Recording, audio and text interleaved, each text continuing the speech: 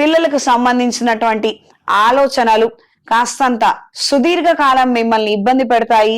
వాళ్ళేంటి, వాళ్ళ భవిష్యత్ ఏంటి, వాళ్ళ కోసం మనమేం చేస్తున్నాము, వాళ్ళు ఎలా చేస్తున్నారు, వాళ్ళు నిలబడగలుగుతారా లేదా, వాళ్ళకు మనం మంచి చెడులు ఎంత చెప్పినా ఎక్కడం లేదు, వాళ్ళ నిర్ణయాలు వాళ్ళవి, వాళ్ళ మొండి ఆలోచనలు వాళ్ళవి, జీవితం అలా ఉండదు, మనం ఎలా సర్ది చెప్పగలుగుతాము అని రకరకాల ఆలోచనలతో నిమగ్నం అయిపోతారు.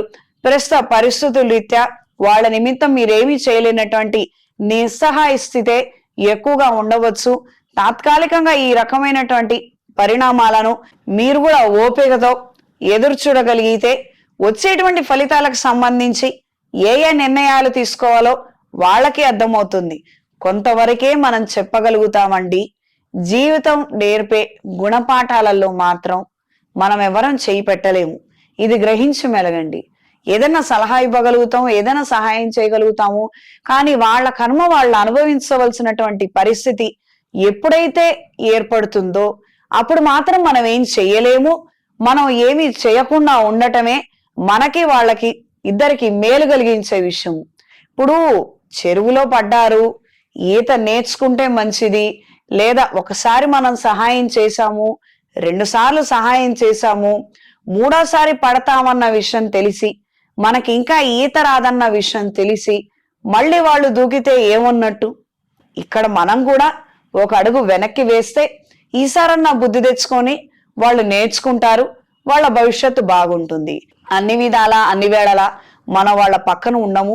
ఇది గ్రహించి మెలగండి.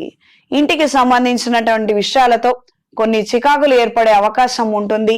దూర ప్రయాణాలు, ఆకస్మిక దూర ప్రయాణాలు కలిసొస్తాయి.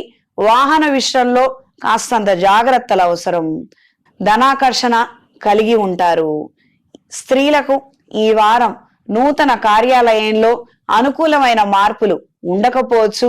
మీరేదో ఆశిస్తారు, వాళ్ళు ఏదో మీకు ఫెసిలిటీస్ ఏర్పాటు చేస్తారని, కానీ పరిస్థితులు ఇందుకు విరుద్ధంగా ఉంటాయి.